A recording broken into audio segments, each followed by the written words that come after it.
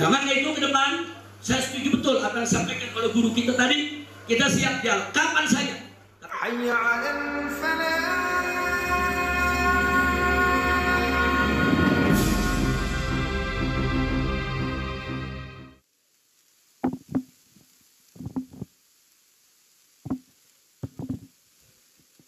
Assalamualaikum warahmatullahi wabarakatuh.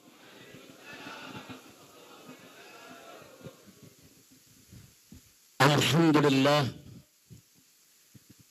Alhamdulillahilladzi arsala rasulahu rahmatan lil alamin. Alhamdulillah. Alhamdulillahilladzi ja'ala nabiyahu khataman nabiyyin. Alhamdulillah. Alhamdulillahilladzi yaqulu fi haqqi sayyidil mursalin. Innallaha wa malaikatahu yusalluna 'alan nabi. Ya ayyuhalladzina amanu sallu 'alaihi wa sallimu taslima. Allahumma sallim wa barik alaihi wa ala alihi wa ashabihi. Ahiba'il kiram, jazakumullahu khairal jazaa ala ihtimamikum al jamil. ففي هذه المناسبة السعيدة نقدم لكم جميعا جزيل الشكر وأحسن التقدير. وشرفتمونا ونورتمونا وفرحتمونا. شرفتم المكان ونورتم المجلس وفرحتم القلوب. فأسأل الله سبحانه وتعالى أن يبارك لنا يبارك لكم وأن يتقبل ما في نيتنا أجمعين. آمين يا رب العالمين. Ahiba'il kiram, pada kesempatan ini untuk yang kesekian kalinya saya ingin menyampaikan ucapan berjuta terima kasih dan penghargaan yang tinggi kepada segenap umat Islam yang telah meluangkan waktunya, yang telah menunjukkan kepeduliannya, yang telah menyambut kepulangan saya sekeluarga. Teristimewanya untuk para habaib, para alim ulama, para kiai yang telah memotivasi, mendorong umat untuk ikut serta, yaitu di dalam penjemputan tersebut. Mudah-mudahan Allah memberikan ganjaran yang berlipat ganda kepada para habaibnya, para kiainya, para ulamanya, dan kepada segenap umat Islam. Jazakumullahu khairal jazaa. Setelah tadi kita dengarkan satu persatu sambutan demi sambutan yang disampaikan oleh para perwakilan dari berbagai daerah, maka yang ingin saya sampaikan pertama, dari kemarin sudah banyak sekali daerah yang mengundang saya. Nah, tapi belum ada yang saya terima satupun juga. Saya hanya katakan insya Allah dalam waktu dekat secepat-cepatnya Dewan Pimpinan Pusat Front Pembela Islam di bawah koordinasi ketua umumnya yaitu Kiai Haji Ahmad Sobri Lubis yang akan membuat jadwal safari dakwah ke daerah, insya Allah. Nah, maka itu saya minta perwakilan-perwakilan daerah tadi yang memang ingin, yaitu kita sambangi, kita datangi dalam waktu dekat ini, semua koordinasi dengan Kiai Haji Ahmad Sobri Lubis, karena semua mesti tertib, semua mesti teratur. Apakah nanti Kiai Haji Ahmad Sobri Lubis akan atur dari Jawa Barat ini, dari Jakarta dulu, Banten, Jawa Barat, Jawa Tengah, Jawa Timur, sampai ke Madura, sampai ke NTB sana saudara, kemudian nanti dari Sumatera, Kalimantan, Sulawesi, sampai ke Ambon sana, dan seterusnya. Insya Allah semua jadwal akan diatur dengan tertib, insya Allah. Maka itu saya minta maaf kepada mereka-mereka yang telah menghubungi saya dari kemarin, dari semalam, sudah bahkan dari sebelum saya pulang. Nah, saya ada di Mekah, udah banyak yang kontak, Habib nanti tanggal sekian, ini tanggal sekian, ini tanggal sekian. Jadi saya minta maaf kalau sampai hari ini saya tidak memberikan jawaban. Nah, adapun besok, saudara, insya Allah yaitu hari Jumat, saya akan berusaha untuk hadir di tempat maulid Sayyidil Walid. Nah, perlu Anda tahu juga bahwa Sayyidil Walid Al-Habib Abdurrahman Al-Habib Ali bin Abdurrahman As-Sagaf juga guru saya. Beliau dulu punya majelis taklim rutin di Masjid An-Nur Tanah Abang ya, Pak. Rutin beliau mengajar di sana setiap yaitu malam Sabtu membuka tafsir, dan saya ketika itu masih SD, masih kelas 3 SD. Itu saya duduk belajar dengan beliau di masjid tersebut sampai saya lulus SMA. Jadi artinya kita ini dulu dibawa-bawa oleh kita punya saudara dari majelis ke majelis ya ikhwan. Nah, sehingga kita punya guru banyak, tidak sedikit.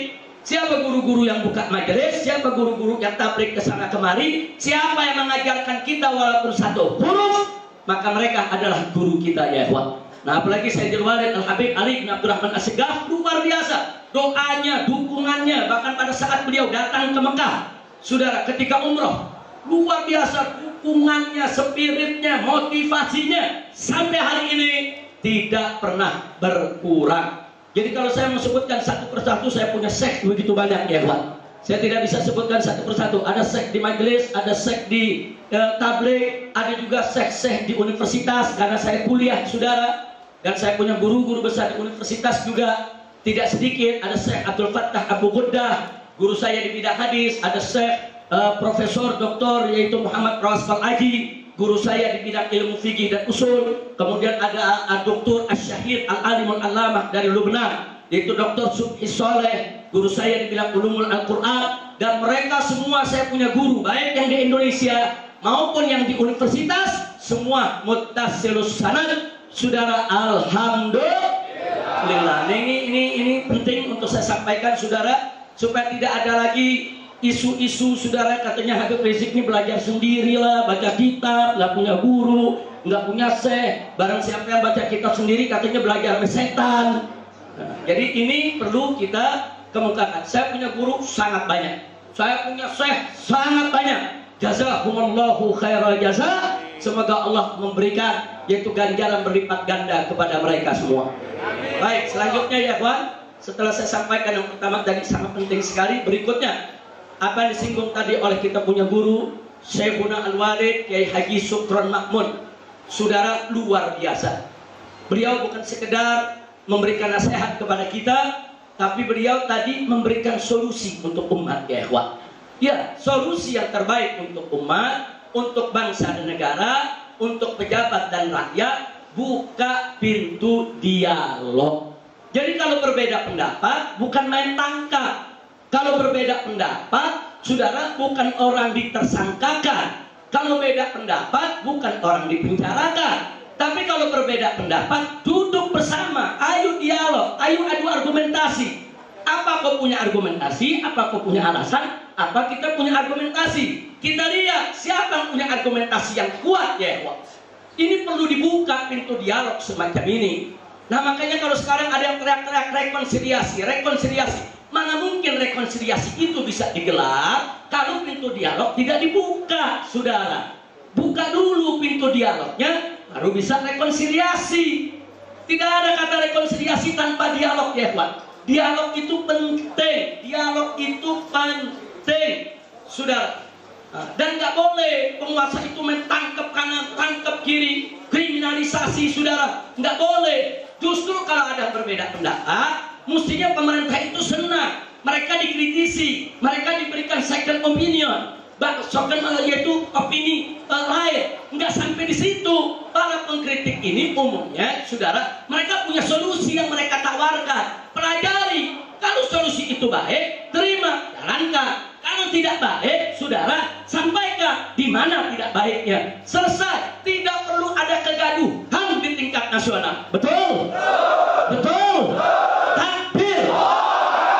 Saudara, bicara soal pintu dialog ini sudah pernah saya sampaikan pada saat kita melaksanakan tabligh akbar di Masjid Istiqlal sebelum Pilkada DKI, saudara. Setelah yaitu aksi 212. Aksi 212 di tahun 2016, kemudian di bulan Januari kita membuat aksi lagi yaitu 12 Januari. Saat itu kita gelar tabligh akbar di Masjid Istiqlal. Sudah kita tawarkan. Kita sudah tawarkan. Kalau pemerintah mau duduk dengan para habaib, para ulama, kami siap 24 jam. Kapan? Di mana? Silakan. Tentukan tempatnya, tentukan waktunya, kami datang. Apa yang Anda mau tahu pendapat kami sampaikan. Apa yang Anda inginkan dari argumentasi kami sampaikan. Sudah kita buka dari tahun 2017. Tapi apa jawaban yang kita terima? Jawaban yang kita terima bukan pintu dialog dibuka, bukan rekonsiliasi yang dilaksanakan. Justru yang kita dapatkan kriminalisasi ulama. Nah, maka itu ke depan saya setuju betul apa yang disampaikan oleh guru kita tadi. Kita siap dialog kapan saja, tapi stop dulu kriminalisasi ulamanya. Stop dulu kriminalisasi para aktivisnya. Tunjukkan dulu niat baik. Oh, kalau mau dialog, mau rekonsiliasi, ahlan wa sahlan. Kita siap dialog, kita siap damai, kita siap hidup tanpa kegaduhan ya, Pak.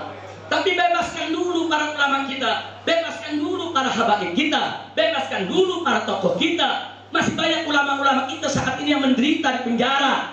Bebaskan Ustadz Abu Bakar Bashir yang sudah sepuh, saudara. Bebaskan Habib Bahar bin Smith yang dizalimi. Bebaskan Dr. Sahganda Nainggolan. Bebaskan Bapak Anton Permana. Bebaskan Bapak Jumhur Hidayat. Bebaskan dulu ya ikhwan. Bebaskan mereka. Bebaskan para buruh. Bebaskan para mahasiswa. Bebaskan para pendemo. Bebaskan para pelajar yang saat ini masih memenuhi ruang-ruang tahanan, saudara. Bebaskan dulu mereka. Tunjukkan niat baik. Tunjukkan ada keinginan yang baik, saudara. Nah, kalau Anda tunjukkan ada niat baik, itikat yang bagus, sudah kami sambut. Kita nggak perlu ribut. Kedepannya, ayo sama-sama kita berdialog. Insya Allah. Saya tanya semua di sini, anti dialog tidak? Anti dialog tidak? Siap berdialog? Siap berdialog? Siap berdiskusi? Takbir. Tapi dialog mesti punya syarat. Nah, soal nanti dalam dialog, pemerintah inginnya apa dari umat? Sampaikan. Sampaikan. Apa yang pemerintah mau dari umat? Apa yang pemerintah mau dari para habaib, dari para ulama? Sampaikan. Kami dengar.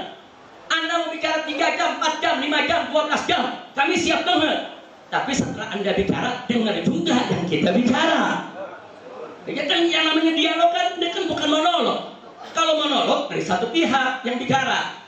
Kalau dialog harus ada dari dua belah pihak. Bicara, silakan.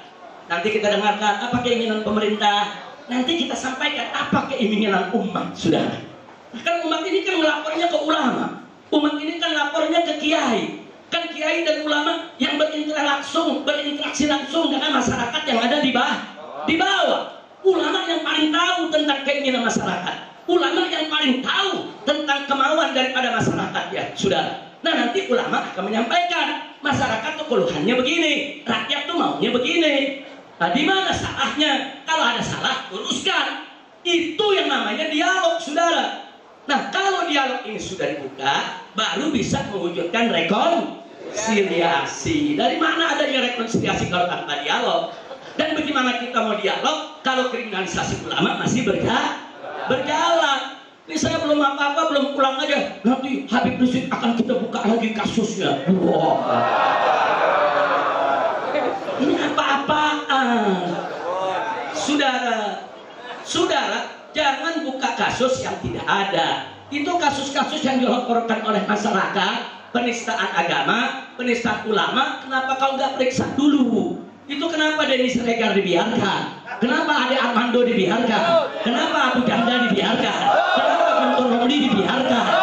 Bukan keadilan. Siapa saja yang salah, proses. Betul? Betul? Nggak bisa. Ini nggak boleh dibiarkan, saudara, ketidakadilan semacam ini. Kelompok saudara yang tidak disukai pemerintah dicari-cari kesalahannya, diproses. Sementara kelompok yang menjilat pemerintah, saudara, dibiarkan mereka melakukan kesalahan. Nggak boleh, ini dibiarkan, nggak boleh. Ini bisa menjadi bom waktu yang setiap saat bisa meledak. Dan kalau Anda tidak mau ada revolusi berdarah, kalau tidak mau ada yaitu revolusi sosial masyarakat, saudara, ya perbaiki. Ulama selalu memberikan kesempatan. kesempatan, ayo sama-sama kita perbaiki. Nah, baiklah, sebagai penutup ya kawan, dari persoalan ini saya ingat, sudah tadi penutup daripada ceramah Kiai Haji Supran Makmun begitu indah. Beliau bicara soal keadilan. Saudara, keadilan ini kunci, saudara. Keadilan ini magnet yang bisa menyerap, menarik rahmat Allah Subhanahu wa Ta'ala. Sebaliknya, ketidakadilan itu bisa mengundang adab. Ketidakadilan itu bisa mengundang musibah dan bencana, saudara. Dari mana saya bisa bicara begini? Yang bicara seperti ini bukan saya, tapi Nabi kita tercinta, Sayyidul Anbiya wal Mursalin, Nabi Yuna Muhammad alaihi wasallam. Suatu ketika, saudara, ada seorang perempuan dari kalangan terhormat dari Bani Makhzum, bagian dari suku Quraisy, terlibat dalam kasus pencurian. Kemudian Nabi memutuskan dengan hukum Allah Subhanahu wa Ta'ala bahwa si perempuan tadi, sekalipun kedudukannya terhormat, sekalipun berasal dari keluarga terhormat, tetap harus dipotong tangan. Kemudian ada segelintir sahabat resah, saudara. Bukan tidak terima putusan Allah, resah bukan tidak terima putusan Nabi, tapi mereka tahu, saudara, bahwa apa yang keluar dari mulut Nabi itu juga merupakan hukum. Sehingga mereka masih berharap, yuk lobi Nabi, yuk deketi Nabi, yuk bicarakan dengan Nabi. Siapa tahu ada dispensasi. Karena kalau ada dispensasi dari Nabi, berarti itu hukum. Diutuslah. Siapa yang diutus salah seorang sahabat? Yang diutus bukan sembarang orang. Yang diutus adalah anak, yaitu anak daripada anak angkat Nabi alaihi salatu wassalam, yaitu Usamah bin Zaid bin Harithah radhiyallahu ta'ala anhu. Oh, Nabi sayangnya sang Usamah luar biasa. Nabi perlakukan seperti cucu sendiri, seperti Sayyidina Hasan dan Sayyidina Husain, saudara. Nabi pangku, Nabi peluk, Nabi cium, saudara, semenjak kecil. Nah, begitu dewasa, orang inilah yang diutus untuk melobi Nabi, saudara. Apa masih bisa perempuan ini diberikan dispensasi, jangan dipotong tangan, berikan hukum yang lain, tapi tangannya jangan dipotong, karena sukunya, keluarganya Quraisy akan malu, saudara. Nah, ini namanya melobi. Nggak salah, sahabat nggak salah melobi Nabi, saudara. Kenapa saya katakan nggak salah? Karena mereka tahu kalau Nabi setuju itu jadi hukum, karena Nabi merupakan sumber hukum. Tapi akan terjadi. Begitu datang kepada Nabi, menyampaikan maksudnya, saudara. Pertama waktu datang disambut oleh Nabi. Nabi gembira, wajahnya cerah, senyum. Saudara, disambut kedatangan Usamah di rumahnya. Kemudian dipersilakan oleh Nabi duduk di dekat. Ngobrol luar biasa indah. Karena memang Nabi cinta kepada Usamah, saudara. Singkat cerita, Usamah mencari-cari kesempatan kapan kira-kira yang tepat bicara kepada Nabi. Begitu lihat Nabi sudah senang, Nabi cerah, Nabi senyum, Nabi tertawa, baru Usamah mencoba masuk ke hajat utamanya, saudara. Begitu mulai cerita hajat utamanya, minta keringanan, saudara, kecerahan muka Nabi hilang, saudara. Senyum Nabi hilang, saudara. Yang tadinya Nabi senyum, cerah, hilang, saudara. Nabi dengarkan dengan seksama apa yang diminta, saudara. Setelah selesai Usamah bicara, apa kata Nabi? Ya Usamah, atasfa'u fi haddin min hududillah. Hei Usamah, kau ingin memberikan pertolongan kepada suatu hukum yang sudah ditetapkan oleh Allah. Jadi Nabi kasih kabar, ini udah ketetapan Allah, nggak bisa dirubah, dan nggak boleh saya ubah. Apa kau mau ubah ini ya Usamah? Ditegur oleh Nabi. Sudah. Tapi setelah itu Nabi kumpulkan semua sahabat. Ya Usamah, kumpulkan semua di masjid Nabi, sudah. Semua sahabat kumpul di masjid Nabi. Setelah kumpul, Nabi menyampaikan kepada sahabat. Kata Nabi, ada sekelompok orang. Nabi nggak sebut nama. Ini indahnya Nabi, sudah. Kata Nabi apa? Ada sebagian dari kamu yang mencoba untuk mendekati saya, untuk memberi keringanan hukuman kepada perempuan Quraisy, perempuan Bani Makhzum yang mencuri tadi. Lalu apa Nabi katakan? Ini yang dicatat dalam sejarah. Ini sumber keadilan yang luar biasa, saudara. Nabi mengatakan kepada seluruh sahabat yang hadir, Nabi sampaikan, innama halaka man kana qablakum. Sesungguhnya umat sebelum kamu dulu binasa, hancur, saudara, mendapat bencana, musibah, Allah hancurkan mereka. Karena apa? Idza saraka fihim syarif tarukuh. Kalau ada orang yang terhormat di tengah-tengah mereka, mereka enggak hukum, mereka biarkan, mereka lepaskan, enggak dihukum, saudara. Tapi sebaliknya kata Nabi, wa idza saraka fihim dhaif yuqam alaihi al-had. Tapi kalau ada orang lemah, wong cilik, orang kecil yang enggak punya kedudukan, saudara, mereka bersalah, yuqam alaihi al-had, ditegakkan atas mereka ketetapan hukum, ditetapkan hukum yang berat atas mereka. Masya Allah, ini Nabi udah kasih kabar, hati-hati, hati-hati. Kalau di tengah-tengah kita sudah tidak adil seperti itu, saudara. Satu kelompok salah dibiarkan, bahkan dilindungi. Kelompok lain yang tidak disukai, saudara, enggak salah aja disalahkan. Apalagi kalau salah, ya kawan. Kalau sudah begini yang terjadi, apa kata Nabi? Innama halaka man kana qablakum. Halak, kata Nabi, binasa, hancur itu bangsa. Nah, sekarang saya mau tanya, saudara, di Indonesia mulai terjadi tidak? Ada kelompok yang kalau saya salah dibiarkan? Ada kelompok yang kalau salah dibiarkan? Ada kelompok yang kalau salah dihukum? Ada kelompok yang gak salah disalah-salahin? Ada tidak? Ada tidak? Kalau begitu saya tanya, itu adil tidak? Adil tidak? Jadi Nabi tadi mengatakan kalau tidak adil itu, saudara, apa yang akan terjadi? Hancur. Sekarang saya mau tanya semua, mau Indonesia hancur? Mau Indonesia binasa? Mau Indonesia mendapatkan aneka ragam bencana dan musibah? Na'udzubillah min dzalik. Ini nggak boleh dibiarkan. Jadi dari hadis ini kita mendapatkan informasi nabawi, informasi yang bukan lagi A1 nih, bukan lagi akurat, super akurat, sumber hukum, saudara. Informasi dari Nabi yang nggak pernah meleset. Wa ma yantiqu 'anil hawa in huwa illa wahyuha. Ini informasi ilahi, informasi nabawi. Nabi menginformasikan kalau ketidakadilan sudah terjadi di tengah suatu masyarakat, suatu bangsa, maka mereka akan binasa. Nah, mudah-mudahan Allah selamatkan kita semua. Nggak sampai di situ. Saking perhatian dan pedulinya Nabi dengan keadilan, Nabi bersumpah kepada sahabat, saudara. Nabi sampaikan kepada para sahabat, jangankan perempuan itu yang kalian bela, jangankan perempuan itu tuh yang tadi itu yang Bani Makhzum yang mencuri, yang katanya terhormat dari suku Quraisy, yang ingin kalian selamatkan, jangankan itu. Lam anna Fatimah binta Muhammadin, andai kata Fatimah putri Muhammad, Fatimah putri Nabi, jantung hati Nabi, kecintaan Nabi, Fatimah ummu abiha. Julukan Fatimah Zahra itu ummu abiha, ibu dari ayahnya, karena sepeninggal Sayyidatuna Khadijatul Kubra radhiyallahu anha, Fatimah yang menjaga Nabi, Fatimah yang melayani Nabi, Fatimah yang mengurus semua urusan rumah tangga Nabi. Makanya Fatimah Zahra alaihassalam, beliau dijuluki ummu abiha, ibu untuk ayahnya. Subhanallah. Dan nggak sampai di situ, Fatimah Zahra bukan sembarang wanita, wanita yang paling mulia, wanita yang paling suci. Nabi katakan bahwa Fatimah adalah sayyidatun nisa'il alamin, pemimpin perempuan semesta alam, sudah.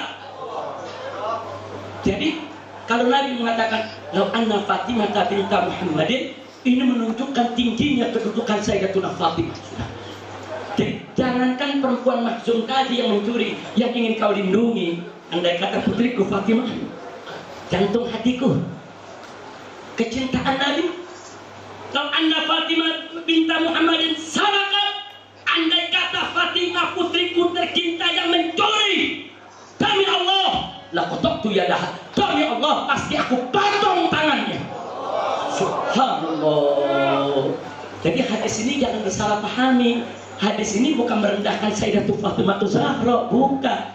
Hadis ini mengambil perumpamaan yang tinggi. Jangankan perempuan lain, Fatimah Zahra saja tidak kebal hukum, saudara. Subhanallah, walhamdulillah, wala ilaha illallah, wallahu akbar. Saya tanya, kalau gitu Nabi adil tidak? Adil. Nabi adil tidak? Adil. Nabi adil tidak? Sallu ala Nabi. Sudah keadilan yang luar biasa. Nggak peduli siapa yang salah, saudara, enggak. Walaupun putrinya mencuri, potong tangannya. Subhanallah. Keadilan semacam ini yang kita butuhkan. Keadilan semacam ini yang dibutuhkan oleh umat Islam Indonesia. Bagaimana para pejabatnya, para pemimpinnya berlaku adil, bersikap adil, menetapkan hukum dengan adil. Karena kalau kalian, para pejabat tidak adil, bukan hanya kalian yang binasa, tapi negara, bangsa, rakyat semua ikut binasa karena ketidakadilan kalian. Sekarang saya mau tanya, kalau para pejabat terus-menerus tidak adil, negara kita mau binasa. Saya mau tanya, apa Anda mau musnah dalam kebinasaan negara? Apa Anda mau binasa dalam bencana? Maka itu nggak boleh kita diam, saudara. Oh, ada yang jawab, Habib, kalau kita lawan nanti kita dipenjara, nanti kita dibunuh. Wallahi, penjara bahkan dibunuh sekalipun jauh lebih baik daripada kita mati dalam bencana akibat murka Allah kepada bangsa ini. Ujungnya mati-mati juga, saudara. Cuman mati dibunuh, syahid, mati dalam bencana, saudara. Ini menjadi konyol buat kita semua. Nah, begitu saya mau tanya, Anda mau pilih mati syahid atau mati konyol? Siap mati syahid di jalan Allah. Takbir. Kalau begitu siap tegakkan keadilan. Siap lawan ketidakadilan. Takbir. Dan saya berjanji di sini, saudara, saya tidak akan tinggalkan umat, saya tidak akan tinggalkan Anda. Kita akan berjuang bersama untuk melawan semua ketidakadilan. Kita tidak mau negara ini dibinasakan oleh Allah ini. Harus kita lawan ketidakadilan tersebut. Jadi di sini, saudara, saya ingin sampaikan betapa ada seorang santri di Jawa Timur, saudara, membuat satu meme yang dianggap menghina petinggi Polri, dianggap menghina presiden. Saudara, langsung ditangkap, dipakaikan baju tahanan, saudara, ditayangkan di televisi, kemudian dikatakan ini penghina presiden, tidak layak hidup di Indonesia, diadili dan divonis penjara 4 tahun. Ini santri masih belasan tahun, saudara. Tiba-tiba ada anak cukong Cina, saudara, dengan membawa foto presiden, dia caci maki, dia pukul-pukul, keluar sumpah serapah, kata yang tidak elok untuk kita contohkan, saudara. Bahkan dia ancam, saudara, presiden itu kacung dia mau bunuh, tidak disentuh oleh hukum sama sekali. Apa ini negeri? Tegakkan keadilan. Oh, menurut mereka, bahkan aparat keamanan di sini, saudara, menjadi juru bicaranya. Apa katanya? Oh, itu kan cuma lucu-lucuan, itu cuma bercanda. Innalillahi wa inna ilaihi raji'un. Kalau anak cukong Cina boleh bercanda sedemikian rupa, kenapa yang anak santri nggak dibilang bercanda juga? Kenapa? Kalau anak cukong Cina dibebaskan, santri bebaskan juga, saudara. Betul? Kalau yang santri dihukum karena dituduh menghina pemerintah, ya anak cukong Cina hukum juga dong. Itu namanya keadilan. Kita nggak minta diistimewakan, enggak. Umat Islam tidak minta diistimewakan, saudara. Umat Islam tidak minta diistimewakan dalam hukum. Tegakkan hukum yang adil. Yang salah proses hukum sesuai dengan hukum yang setimpal. Betul? Takbir. Tapi kalau begini caranya, saudara, yang menjilat rezim, yang menyanjung-nyanjung rezim, yang membela-bela rezim, salah apapun dibiarkan.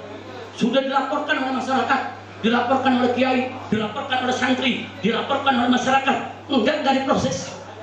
Sampai kapan kita diam lihat begini? Sampai kapan? Ini kalau terus-menerus dibiarkan, hancur binasa kita punya negeri, saudara. Nah, inilah yang saya maksud. Perlu kita melakukan revolusi yang kemarin tidak adil, besok wajib adil. Yang kemarin suka bohong, besok tidak boleh lagi bohong. Yang kemarin suka ingkar janji, besok tidak boleh ingkar janji. Yang kemarin terlanjur khianat, maka besok wajib jaga amanah. Setuju tidak? Saya tanya, kira-kira kalau pemerintah melakukan revolusi akhlak, dukung tidak? Dukung tidak?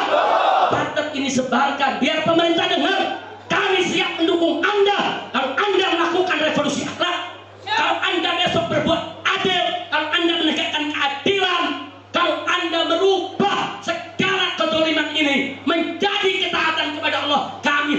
menghormati Anda, kami siap tunduk kepada aturan Anda. Betul?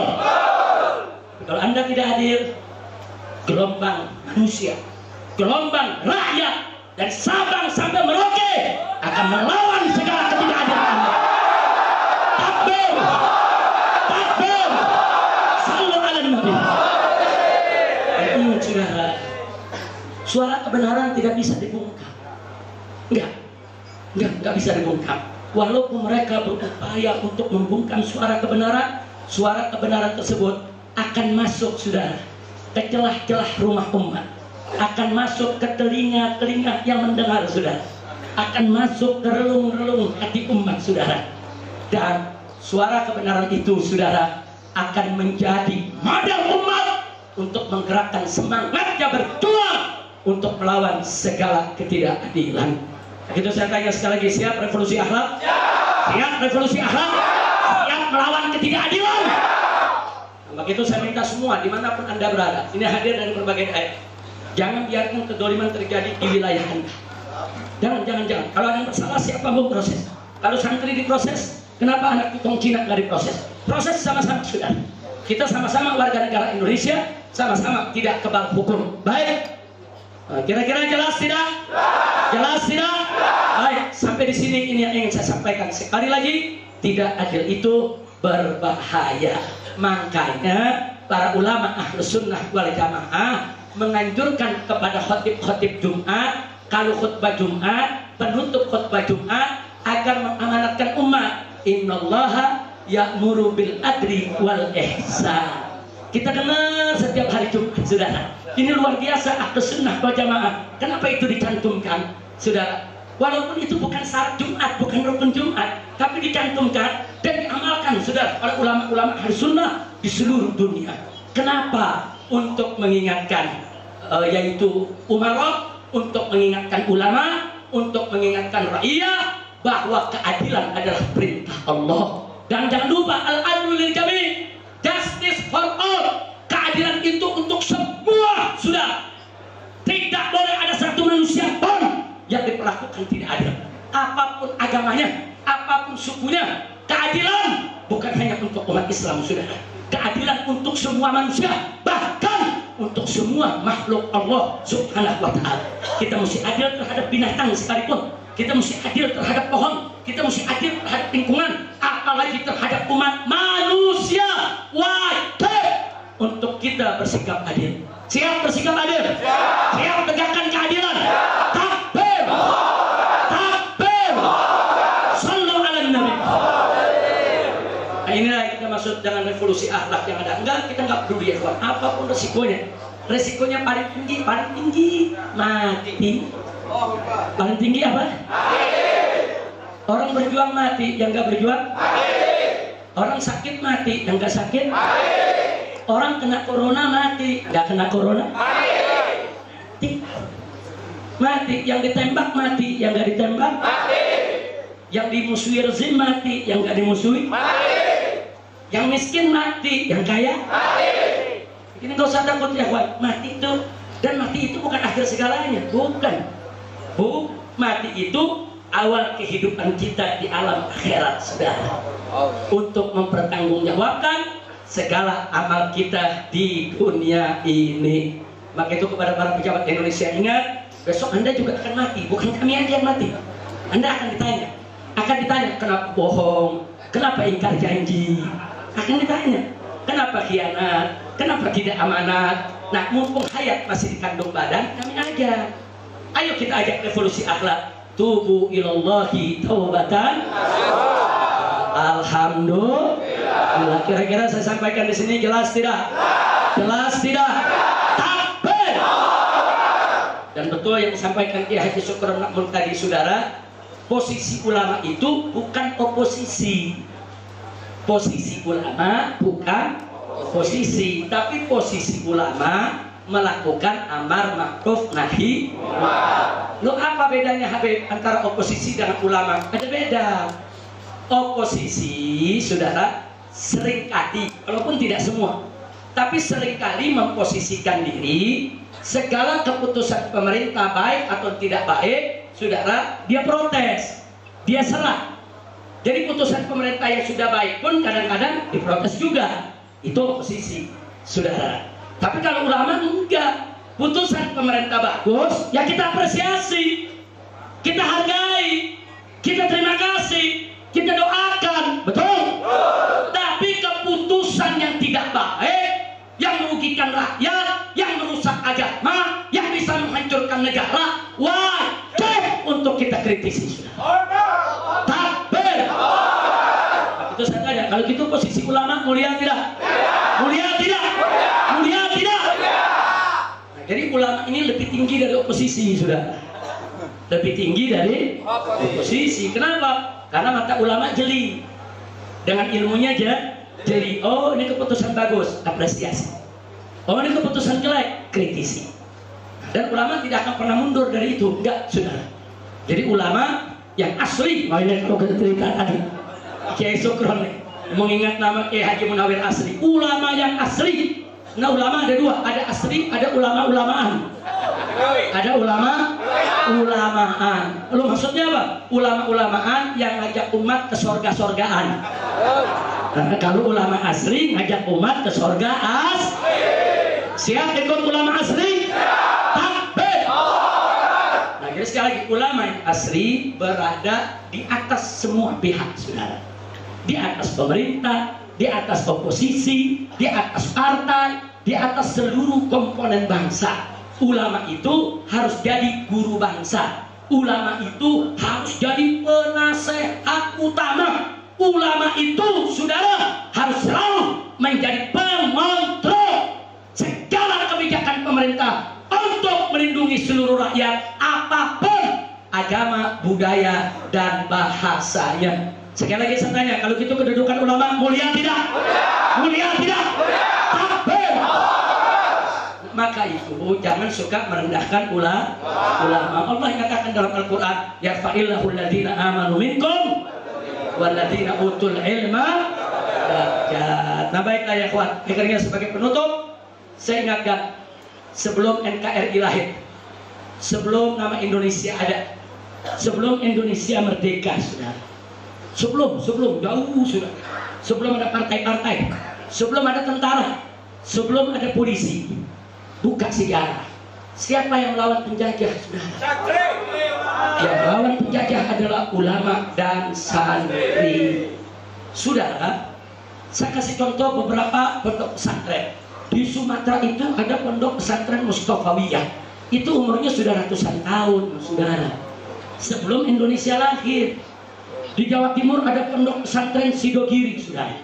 Itu umurnya kalau tidak salah sudah hampir 300 tahun, saudara. Sebelum ada Indonesia. Pondok pesantren Tambak Beras 200 tahun, pimpinan usaha, salah satu pendiri NU yang mendirikan pondok pesantren Tambak Beras, ya. Artinya kalau 200 tahun, duluan mana? Pesantren apa Indonesia? NKRI apa Indonesia? NKRI atau pesantren? Pejabat yang sekarang atau kiai? Jadi jangan begitu udah merdeka, dapat jabatan, gaji gede, enak-enakan, ulama dikriminalisasi. Jadi keluar lagi dah tuh ya. Udah kangen 3 tahun setengah nggak keluar. Takbir. Mestinya betul yang dikatakan oleh Kiai Sukron tadi. Kalau ada ulama-ulama yang kritis, ajak bicara. Ya ikhwan, bukan ulama dikriminalisasi, ulama dikriminalisasi, santri ditangkepin apa? Ente belum lahir, ulama udah berjuang. Ente belum lahir, santri udah berjuang. Justru akhirnya NKRI, merdekanya Indonesia, dengan izin Allah berkat perjuangan para ulama dan santri. Sekarang saya mau tanya, ulama dan santri yang berebut kemerdekaan, sekarang kemerdekaan ini mau direbut oleh kaum oligarki, oleh para koruptor, oleh para bangsa-bangsa, oleh para bajingan yang ingin menghancurkan negeri. Anda ridho tidak? Ridho tidak? Siap jaga kemerdekaan? Siap jaga warisan ulama? Siap jaga NKRI? Siap jaga Pancasila? Siap jaga Undang-Undang Dasar 1945? Siap jaga Bhinneka Tunggal Ika? Takbir! Siap sikap para pengkhianat?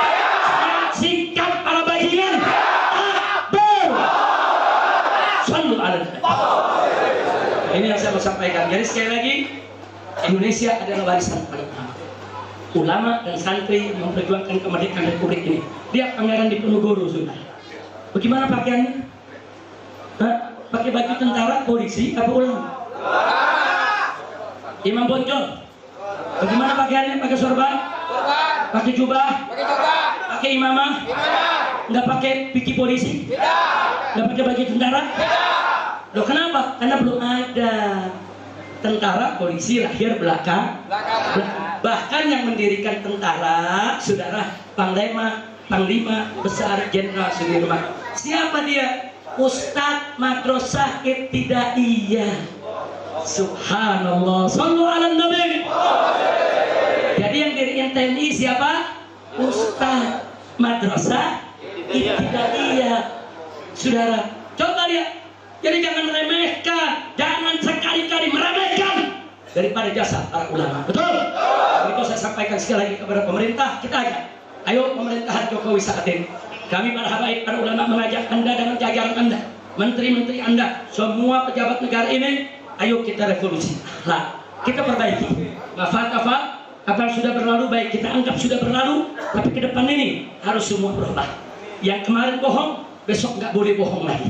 Yang kemarin khianat, besok nggak boleh khianat lagi. Yang kemarin ingkar janji, besok nggak boleh ingkar janji lagi.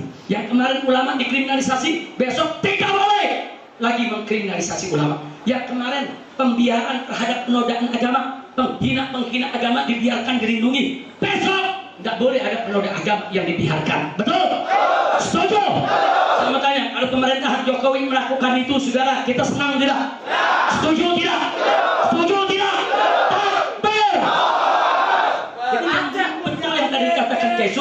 Kita bukan musuh negara, bukan. Kita bukan musuh Jokowi, bukan musuh tentara, bukan musuh polisi. Kita musuh ketidakadilan, sudah. Siap jadi musuh ketidakadilan? Siap jadikan ketidakadilan sebagai musuh bersama. Takbir. Salatullah, salamullah ala Taha Rasulillah. Salatullah, salamullah ala Yasin Habibillah. Salatullah, salamullah ala Taha Rasulillah. Salatullah, salamullah ala Yasin Habibillah. Tawassalna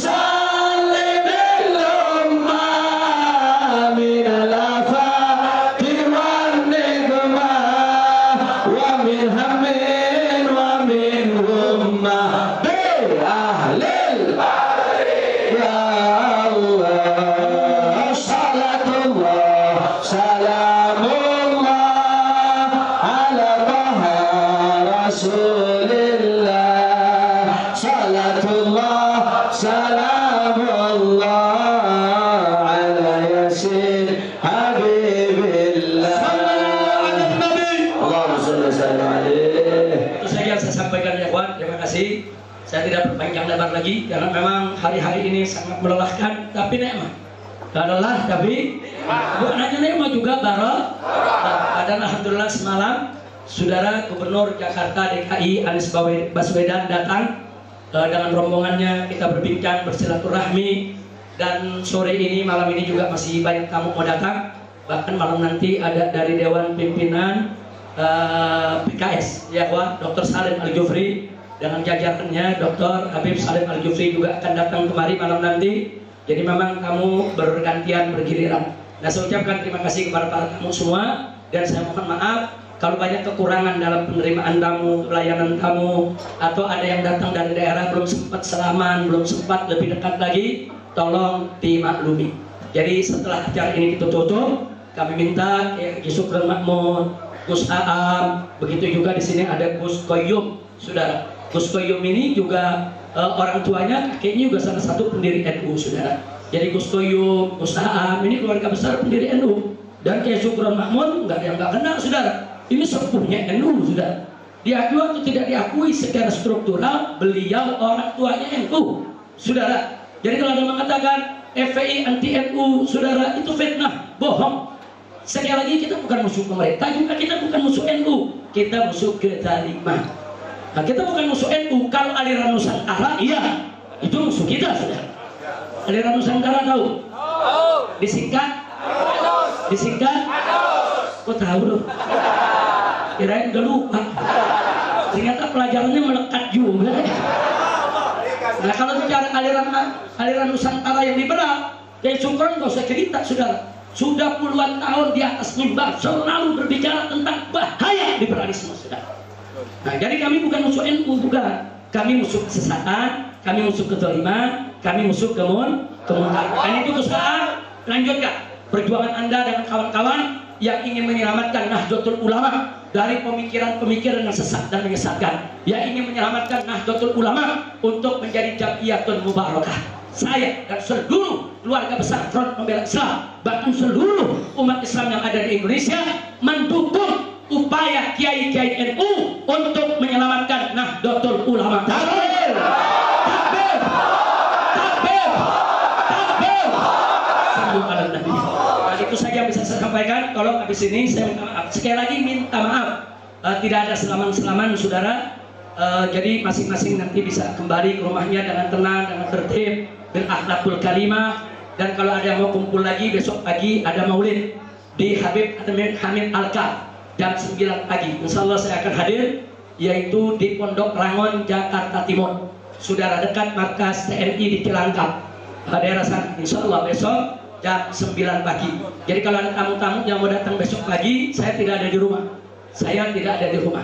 Jadi kita akan mulai besok untuk dakwah maulidnya, insya Allah. Nah, ini yang saya mau sampaikan hari Jumat pagi, insya Allah di tempat Sayyidil Walid Al-Habib Ali bin Abdurrahman As-Sakaf. Orang tua kami, guru kami, sesepuh kami, kecintaan kami, saudara.